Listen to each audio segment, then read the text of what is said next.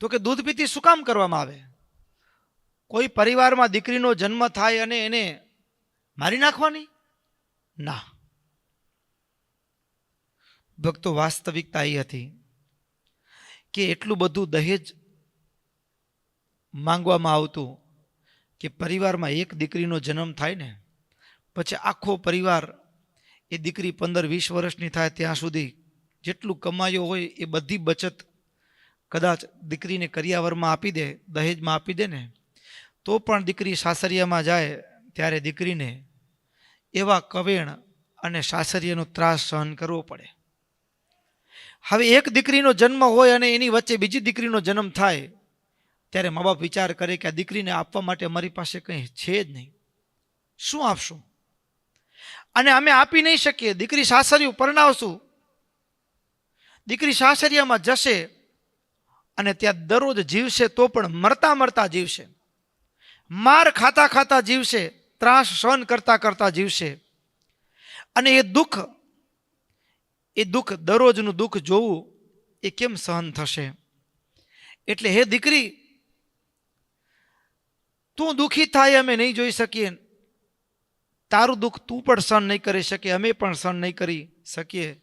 એના કરતાં હે દીકરી, મજબૂરીમાં એ મા બાપ એ દહેજ પ્રથાની એ કુનીતિમાંથી મા બાપ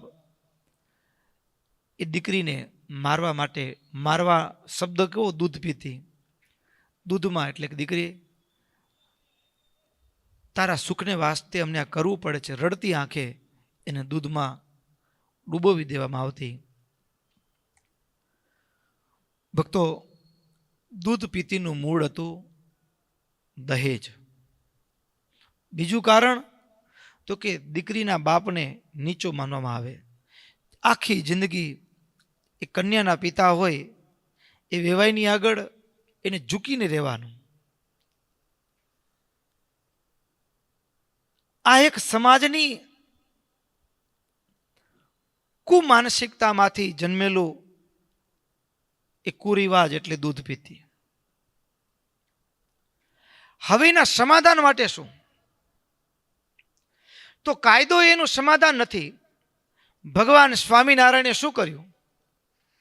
સૌથી પહેલું કાર્ય, સમાજની અંદર જે માન્યતા હતી, દહેજ પ્રથા હતી, તો સૌથી પહેલા સત્સંગના યોગમાં આવનાર તમામ હરિભક્તોને સ્વામિનારાયણ ભગવાન એક વાત કહેતા, ભક્તો, એ કોઈ દીકરી આપણા પરિવારમાં આવે ને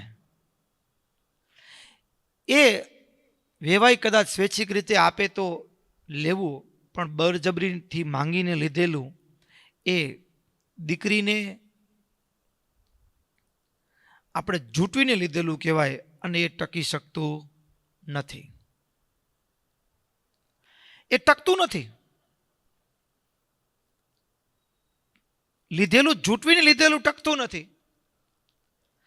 જૂટવીને લીધેલું ટકતું નથી. એટલું જ નહીં, કોઈનું જીવન, કોઈને ત્રાસ આપવાનો અધિકાર આપણને નથી. કોઈના જીવનનું મૂલ્ય પૈસામાં આંકી શકાય નહીં.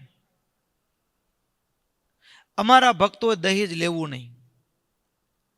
બીજું તો કે લગ્નમાં મોટો ખર્ચો થાય તો મહારાજ પોતે એમ કહે કે કોઈ દીકરી કુંવારી હોય, લગ્ન ન થતા હોય, સ્થિતિ ન હોય તો લગ્ન કરવાનો ખર્ચો તમે આપજો, કન્યાદાન તમે આપજો.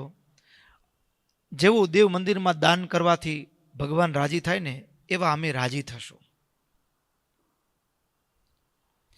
કેવળ દૂધ પીતી કે સતી પ્રથાનો કાયદો કે પ્રવચન નહીં, પ્રયોગ. મૂળ ક્યાં છે? આ પ્રશ્ન સર્જાયો કેમ? એના મૂળમાં મહારાજ ગયા છે.